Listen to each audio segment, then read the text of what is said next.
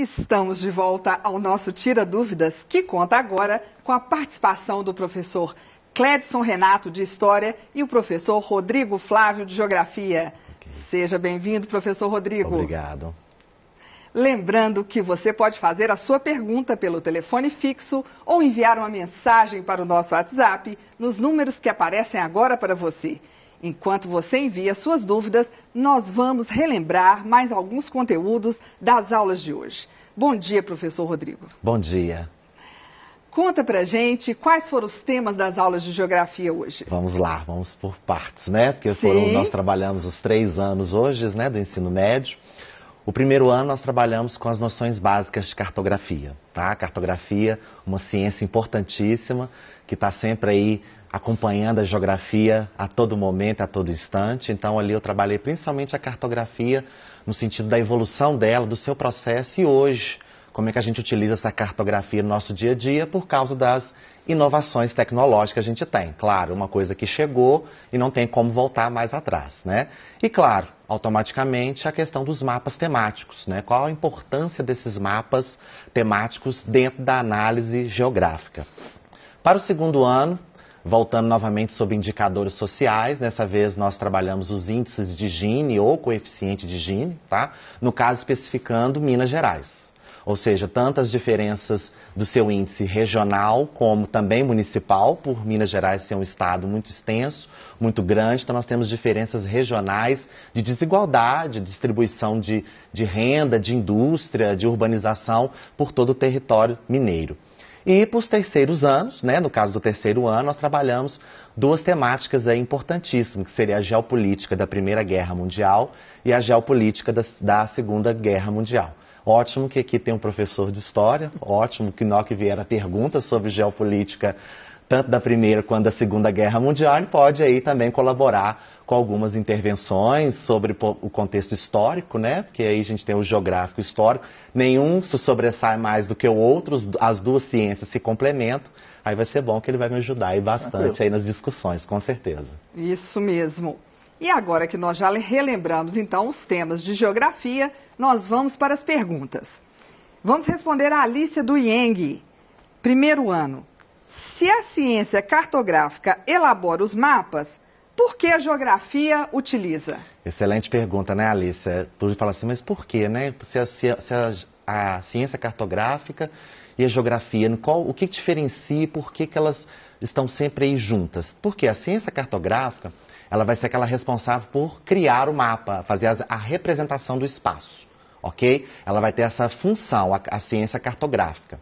Então, no caso, você não precisava, falar assim, mas então eu preciso de ter uma aula somente de cartografia? Não, você pode se especializar na área, né, na formação da cartografia, nessa ciência específica.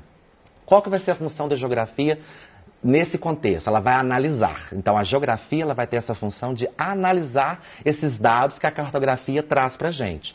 Então, se eu quero trabalhar uma população, crescimento urbano, crescimento demográfico, ou alguma coisa temática ligada a isso, ou seja, a geografia ela vai ter a função de fazer essa análise. Ela vai analisar esse mapa e trazer as informações que você precisa saber. Porque a ciência cartográfica ela vai fazer esse mapeamento, ela vai fazer esse estudo, ela vai indicar as questões que estão sendo trabalhadas e a geografia vai fazer essa análise do espaço.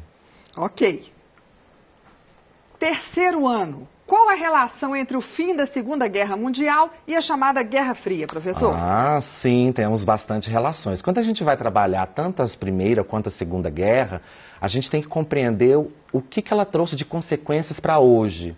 Então, quando você fala de alguns países, hoje, que a gente conhece como grandes potências mundiais, vamos citar aí Estados Unidos, você tem Japão, você tem alguns países europeus, a gente tem que compreender em que contexto esses países chegaram no contexto atual. E quando a gente fala do fim da Segunda Guerra Mundial e automaticamente entramos na Guerra Fria, qual a relação que tem aí, você vai ver que lá com o fim, né, na aula que a gente trabalhou, com o fim dessa Segunda Grande Guerra Mundial, você teve alguns países que venceram a guerra, ou seja, são chamados ali o bloco dos aliados, né? Aquelas pessoas, os países que se alinharam, que tiveram ideais próximos, cada um, claro, na sua individualidade, mas em algumas coisas eram muito próximas, e ali com o fim da Segunda Guerra Mundial, esses países tornaram-se vencedores do outro eixo, né, do outro lado do eixo. E nesse sentido, com os tratados que vieram, os acordos ali para vamos dizer assim, para divisão, para organização do espaço geográfico, tá? Então a Guerra Fria, sim, ela tem todo um aparato aí para você ver quem foi os vitoriosos, os vencedores e fazer essa divisão, principalmente do território alemão, né, que foi, vamos dizer assim, o grande derrotado aí dessa Segunda Guerra. E, claro, os interesses políticos, ideológicos ali foram efervescentes, né, a todo momento, a todo instante. Então, sim, quando a gente fala de Guerra Fria, ela tem uma relação, com certeza, histórica em relação à Segunda Guerra Mundial. Entendido. 7º ano, quais as obrigações das câmaras municipais? As câmaras municipais na sociedade colonial brasileira também são fruto da chegada do governo geral. A instituição criada lá pelo Tomé de Souza a partir do ano de 1549. Quais eram as obrigações dessas câmaras? Promover as festas religiosas, promover obras públicas, limpeza pública, garantir a segurança nas cidades. Então, as câmaras municipais da sociedade colonial funcionariam como uma espécie de prefeituras hoje. Então, elas tinham a obrigação de garantir administrativamente cada vila, cada cidade. Então, eles tinham os poderes e os deveres de uma espécie de prefeitura atual. Entendido. 2º ano, qual é o indicador usado para obter o grau de concentração de renda? Pois é, quando a gente vai trabalhar a sociedade, o desenvolvimento econômico, a gente utiliza inúmeros indicadores sociais. Os mais conhecidos são o IDH, o Índice de Desenvolvimento Humano, renda per capita, alfabetização, PIB, PNE. A gente conhece inúmeros indicadores sociais para justamente saber o nível de desenvolvimento de determinado lugar. Quando a gente fala de concentração de renda, quando a gente fala para trabalhar a concentração, a distribuição dessa renda de um determinado local, de determinado lugar, a gente utiliza o coeficiente de Gini, ou índice de Gini, tá? Ele tem essa finalidade, tá? Mas quando a gente fala, mesmo que a gente fala de indicadores separadamente, no final todo mundo se junta, todo mundo se completa. Então não há um indicador extremamente solto. Quando a gente fala do IDH, ele vai incluir outros inúmeros indicadores, que apesar do IDH ser o principal, vamos dizer, o indicador maior, ele vai utilizar de outros menores. Inclusive, nós temos o índice de Gini, que esse vai ser específico para trabalhar justamente essa concentração de renda. Para saber como é que aquele lugar, aquele município, no caso nós pegamos aqui Minas Gerais, como é que está essa distribuição de renda pelo estado de Minas? Tá? Será que há um aumento da desigualdade, há uma diminuição da desigualdade? Como é que estão as políticas públicas para poder fazer essa distribuição de forma mais igualitária, mais justa? Então, quando a gente fala de indicador para trabalhar concentração de renda, a gente utiliza-se o índice de Gini. Então, é ele que vai ser o responsável para poder chegar a alguns valores, né, que vai ser de 0 a 1, tá? Que é ali que vai utilizar esses valores, esse parâmetro, para justamente você saber se há uma concentração grande de renda ou há uma distribuição mais igualitária de renda. Bem explicado, professor. 9º ano, a sociedade brasileira estava esperançosa com as eleições de 1989? Vamos lá, pergunta interessante, né? Vamos imaginar o sistema eleitoral do Brasil de 1960 a 1989. Em 59 e 60, o Brasil participou de uma eleição elegendo Jânio Quadros. Ele se renuncia pouco tempo depois, assume seu vice, o João Goulart. O João Goulart não termina seu mandato porque ele é deposto no golpe da ditadura civil-militar brasileira. Durante esse período de 21 anos, o Brasil viveu um regime de exceção autoritário, ou seja, ditadura. No regime de ditadura não existe democracia, não existe voto popular. Então a população brasileira não participou das eleições presidenciais durante esse regime. Esse regime acaba em 85. Em 85 temos uma eleição para presidente, a primeira eleição para presidente desde Jânio Quadros, só que não contou com a participação popular. Foi uma eleição indireta. As eleições diretas para presidente só ocorreram novamente em 1989. 30 anos depois. Então ela é simbólica pelo fato do retorno à democracia, do retorno do povo ao sistema democrático 30 anos depois. E principalmente após um período de grande repressão. Então havia ali uma esperança do Brasil se tornar um país realmente democratizado, um país que combatesse a corrupção, um país que realmente ouvisse as camadas populares naquela eleição de 89. Ok, correto, professor. Professor Rodrigo, nós vamos responder a Alícia do Ieng. Os mapas políticos podem sofrer alteração? Vamos lá, Alícia. Sim, mapa político pode sofrer alteração. Então, quando você tem lá um mapa político hoje, o mapa mundi, né, na atual conjuntura, mais atualizado, você tem os mapas da divisão dos países, ok? Ou divisão por continente ou divisão por país. Mas quando você pega os mapas mais antigos, por exemplo, durante a Primeira Guerra Mundial, durante a Segunda Guerra Mundial, durante a Guerra Fria, esses mapas sofreram alterações. Por quê? Você houve aí impérios que se diluíram, desapareceram, como é que se diz? Criaram-se novos países. Você tem países que também sofreram dissoluções, né? Desapareceram e viraram outros novos territórios. Teve países que desapareceram por completo. Então, ou seja, você tem aí todo um processo, justamente ao longo do contexto histórico e geográfico aí, você tem essas mudanças, sim, no mapa político. Ele pode sofrer alterações. Por quê? A anexação de novos territórios aconteceu durante o período colonial, você tem aí durante o período de muito tempo, né, os países que foram anexando outros territórios para si. Então, isso acontece sim. Então, o mapa político ele pode sofrer alterações ao longo do tempo, sim, por questões principalmente políticas, né? Então, quando igual eu trabalhei a questão da Primeira Guerra e Segunda Guerra Mundial, ali você teve mudanças, né, no contexto ali geográfico dos novos territórios, de novas nações que foram surgindo, tá? O Brasil, por exemplo, também sofreu alterações ao longo do tempo de território, né, de estados que até então não tinham e depois ao longo do tempo foram surgindo no país, no caso do Brasil. Então, ao longo do tempo, sim, os mapas políticos eles podem sofrer alterações. Perfeito. E vamos responder agora ao Caio Marcos Reis. Um abraço para você, Caio. Da Escola Professor Gastão Vale, de Bocaiúva, ele está no 7º ano. Qual a relação, professor Clédson? Qual relação a autora faz entre o período medieval e o processo colonial no Brasil? Sim, vamos lá, Caio. Eu não sei qual autora você está se referindo, mas vou tentar interpretar a sua pergunta. A relação do período medieval e o processo colonial no Brasil, ela é muito pouca. Por quê? O Brasil colônia, ele começa a se tornar efetivamente uma sociedade administrativa no período moderno. O período medieval ele termina com as grandes navegações e as grandes navegações seria a sociedade europeia na época moderna e neste período que vão chegar aqui ao Brasil. Tá? A relação entre as duas é muito pouca. A gente pode colocar que a estrutura de poder se mantém, principalmente pelo poder da Igreja Católica.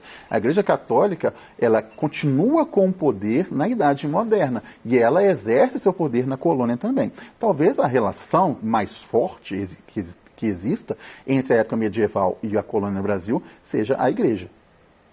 Ok. E agora vamos responder ao Dionísio. Um abraço para você, Dionísio. Ele é do Cefet, é de Varginha, do 2º ano. Qual foi a participação do Brasil na Segunda Guerra Mundial, professor Rodrigo? Vamos lá, Dionísio. Bacana a pergunta, né?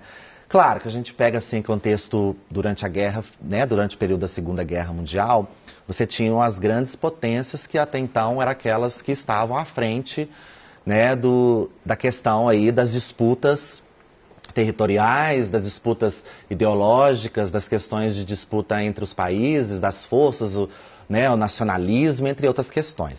O Brasil, de uma certa forma, ele participou, sim, ele teve uma colaboração nesse contexto, sim, né, do Brasil. Claro que não foi um país que esteve totalmente à frente, mas foi um lugar, vamos dizer assim, utilizado como, né, professor, região, né, uma região estratégica, né, um país aí utilizado de uma forma estratégica para as potências que precisavam justamente combater os inimigos, tá? Então o Brasil esteve sim, participou nessa guerra mundial, colaborou com os grupos, no caso seriam os grupos dos aliados, ele teve uma participação bacana para justamente essas questões. A gente tem que pensar muito no contexto atual, mundial, que os países eles precisam de uma certa forma estarem muito próximos em algumas questões, principalmente de território, ideológico, algumas coisas próximas, para poder ter aquele contexto da proximidade de coisas que pensam algo em comum. Igual eu falei, deixei bem claro, né? A individualidade de cada um do que é aquilo que pensa, daquilo que deseja, porém precisam de criar estratégias, no caso, pela essa proximidade. Então o Brasil ele teve uma participação, sim. Claro que a gente, comparado aos Estados Unidos ou a outros países que participaram do contexto, não teve aquele poderio bélico muito grande, como a gente sabe que a gente tem os países europeus e os Estados Unidos como grande força bélica hoje no mundo, mas o Brasil, estrategicamente, ele teve uma participação, sim, durante a Segunda Guerra Mundial. Ele não ficou totalmente de fora, não.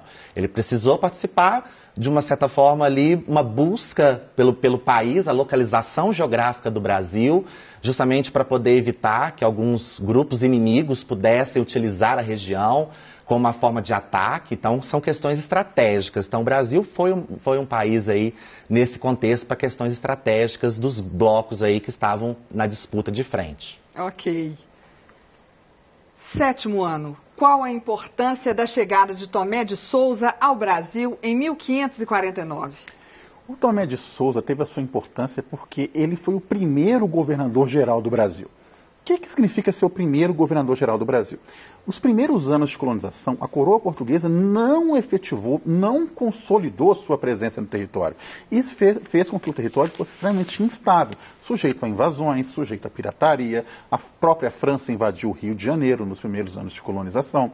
Então, por medo de perder o seu território para algum inimigo ou para alguma rebelião dos nativos, ele instituiu um governo central. Quem é esse governo central? O primeiro é o Tomé de Souza. Então, ele vai ser a extensão da coroa portuguesa, a extensão do braço do rei dentro do território brasileiro. Vai ser a presença física, administrativa da coroa portuguesa em território brasileiro. Ok. E agora vamos responder a Alicia novamente, professor Rodrigo. Vamos lá. Ela é do IENG, 1º ano. Por que os mapas que representam o globo terrestre possuem diferentes cores? Sim, claro, a gente sempre, né, vocês aí que estão sempre com o livro de geografia em mãos, tá? Sempre tem mapas com diferentes cores. Justamente essas cores elas vão representar algo, alguma análise geográfica em relação a isso. Então, por exemplo, quando você pega o mapa político, o mapa mundo político, você tem a divisão do mundo, dos países, por cores. Então, para identificar, para separar essa identificação dos países por cores. Quando você tem um mapa por divisão por continente, também utiliza-se cores. Aí, no caso, você tem uma quantidade de cores menores, porque você tem a representação dos 6 continentes, então você tem uma quantidade de cores menores. Quando você vai trabalhar também população, né, crescimento populacional, você também vai utilizar tons de cores diferenciados. Ou seja, a cor, nesse sentido, ela tem uma função muito importante para a análise geográfica e cartográfica, sim. Então, ela vai contribuir muito para esses estudos. Então, quando você encontra no mapa, né, no livro de geografia, inúmeros mapas, inúmeras cores, eles vão ter significados, vão ter simbologias. Isso é chamado também de signos dentro do mapa, né, do mapa geográfico, né, ou tanto faz, no caso, cartográfico também. Então, você vai ter esses signos, essas simbologias, esses significados. Então, as cores, elas são representações importantes, sim, tá? E isso vai ajudar muito nessa análise geográfica de um mapa. Então, quando você trabalhar um mapa político ou um mapa físico também, né? Questão de relevo, no questão de vegetação, rios, né? Geralmente são cores muito padronizadas, né? Vai trabalhar vegetação, uma cor verde, você vai trabalhar um rio, uma bacia hidrográfica ou um oceano, geralmente um tom de azul. Quando você vai trabalhar a questão de relevo, geralmente, né, lugares mais montanhosos, um tom de marrom, outro tom mais amarelado. Então, essas cores elas vão ter esses significados, essas representações, conforme a abordagem, né, na forma que vai ser estudado.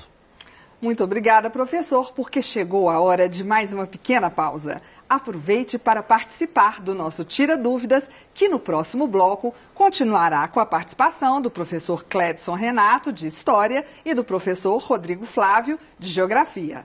E você, estudante, já sabe, é só ligar no telefone fixo 31 3254 3009 ou enviar uma mensagem para o nosso WhatsApp no número 31 98295 2794. Já já estaremos de volta. Não saia daí.